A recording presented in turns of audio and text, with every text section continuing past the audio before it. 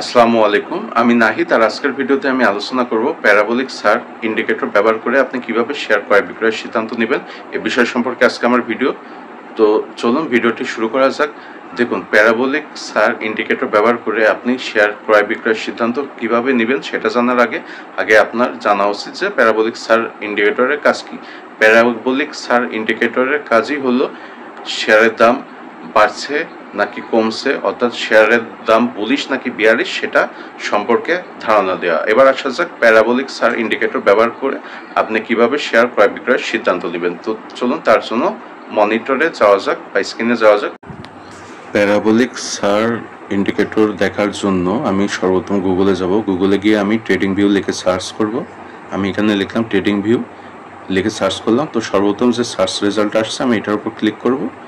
Click করার পরে trading view website open হয়ে গেল। তো এখন আমি যে কাজটা করব সেটা হলো আমি কোনো একটা কোম্পানির নাম লিখে সার্চ করব, যে কোম্পানির শেয়ারের আমি প্যারাবোলিক সার্চ ইন্ডিকেটরটা দেখতে চাই। তো আমি এখানে উপরে সার্চ অপশন রয়েছে, আমি সেই সার্চ অপশনে গিয়ে আমি কোনো একটা কোম্পানির শেয়ারের নাম লিখব।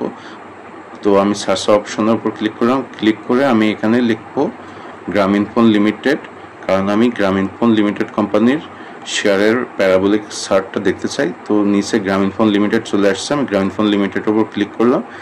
ক্লিক করার পরে আপনারা দেখতে পাচ্ছেন যে গ্রামীণফোন লিমিটেড কোম্পানির শেয়ারের প্রাইস প্যাটার্ন আমার সামনে চলে আসছে।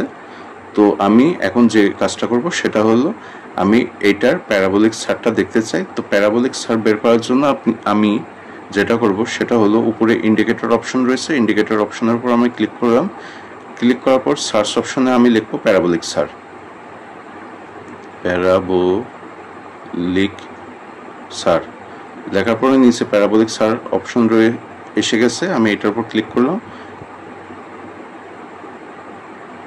ক্লিক করার পরে পিছনে দেখতে পাচ্ছেন প্যারাবোলিক সার্চ ওপেন হয়ে গেছে। তো প্যারাবোলিক সার্চে অনেকগুলো ছোট ছোট তারকা আছে, আমি এই তারাগুলাকে আমি বড় করব। তার জন্য আমি সেটিংসের উপর ক্লিক করলাম। ক্লিক করে আমি এখন এই স্টারগুলা বা তারাগুলোকে আমি বড় করব।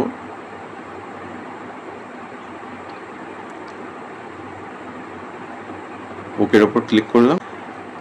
প্রাইস যদি তারার উপরে হয় তাহলে সেই শেয়ারটা বুলিশ, আর প্রাইস যদি তারা নিচে হয় তাহলে সেই শেয়ারটা বলা যায় বিয়ারিশ। তো এই ক্ষেত্রে প্যারাবোলিক সার্চ ইন্ডিকেটর যদি ইন্ডিকেট করে যে শেয়ারের দাম বুলিশ, তাহলে সেক্ষেত্রে আপনি সেই শেয়ারটা কিনতে পারেন, কেননা সেই শেয়ারের দামটা ভবিষ্যতে বৃদ্ধি পেতে পারে। আর এক্ষেত্রে প্যারাবোলিক সার্চ ইন্ডিকেটর যদি ইন্ডিকেট করে বা দেখায় যে শেয়ারের দাম বিয়ারিশ, তাহলে সেক্ষেত্রে আপনার উচিত হবে সেই শেয়ারটা ক্রয় না করা। আর এক্ষেত্রে আপনি যদি কোনো শেয়ার ক্রয় করে থাকেন যেটা অলরেডি বিয়ারিশ জোনে চলে গেছে বা প্যারাবোলিক সার্চ সেটা বিয়ারিশ দেখাচ্ছে, তাহলে সেক্ষেত্রে আপনার করণীয় হবে সেই শেয়ারটা সেল করে দেওয়া। আর এক্ষেত্রে একটা কথা বলে রাখা ভালো, শুধুমাত্র প্যারাবোলিক সার্চ ইন্ডিকেটর ব্যবহার করে আপনি কখনো শেয়ার ক্রয় বিক্রয়ের সিদ্ধান্ত নেবেন না। এক্ষেত্রে আপনি প্যারাবোলিক সার্চ ইন্ডিকেটরের পাশাপাশি RSI, MACD, সাপোর্ট, রেজিস্ট্যান্স ইত্যাদি ফলো করবেন। তো আশা করি আপনারা বুঝতে পেরেছেন যে প্যারাবোলিক সার্চ ইন্ডিকেটর ব্যবহার করে কিভাবে শেয়ার ক্রয় বিক্রয়ের সিদ্ধান্ত নেওয়া যায়। তো এই ছিল আজকের ভিডিও। এরকম নতুন ভিডিও নিয়ে খুব শীঘ্রই আমি আপনাদের সামনে হাজির হব। আপনারা সবাই ভালো থাকবেন, ধন্যবাদ।